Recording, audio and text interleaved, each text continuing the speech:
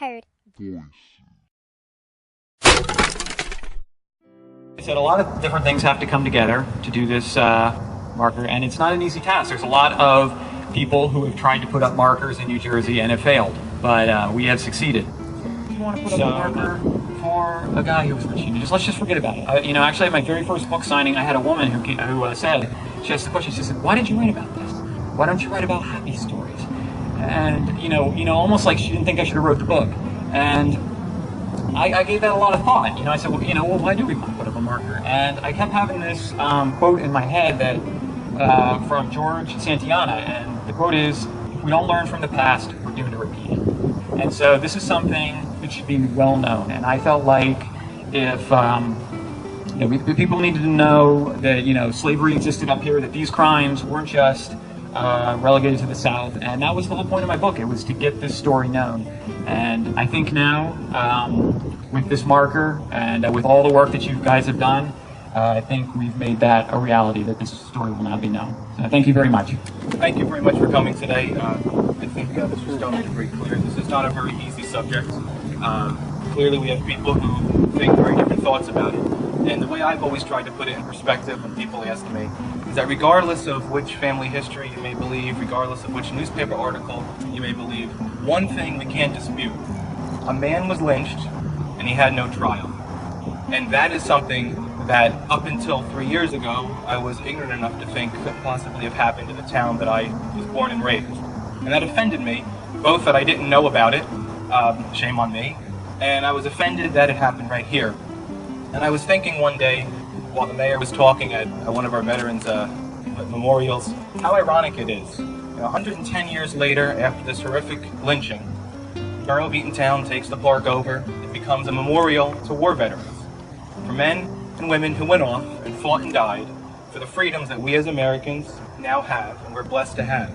And only 100 yards away, we had a man who may very well have been innocent, and yet he was killed because he did not have the very rights that we now take for granted. And I think it's a fitting piece of irony that only 100 yards away we have this. And it was a very difficult topic. There were times when I was asked, why are you guys doing this?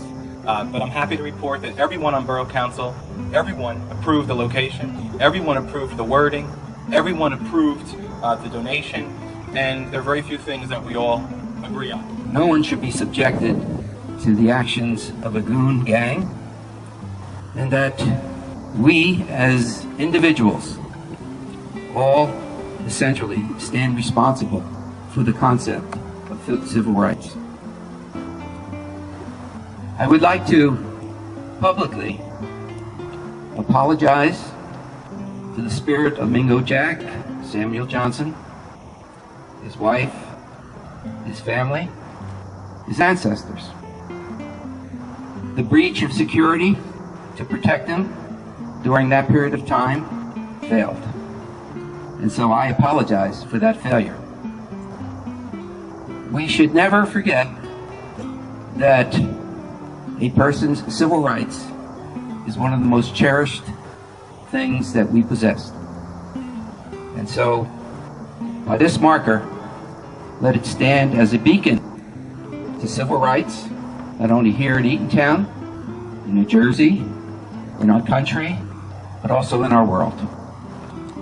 So Sam Johnson, wherever you are, we apologize to you for the action taken by a few, and we hope that through this effort, forgiveness is fondly given. Thank you.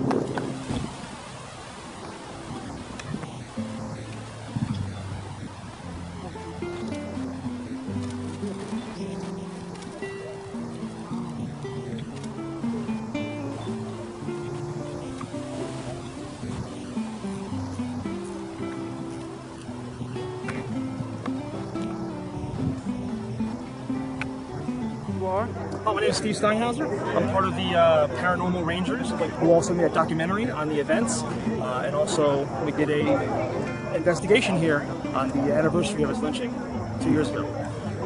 We found the story 4 years ago, December, and it really struck a chord in our hearts, and we really couldn't believe that something like this would actually happen.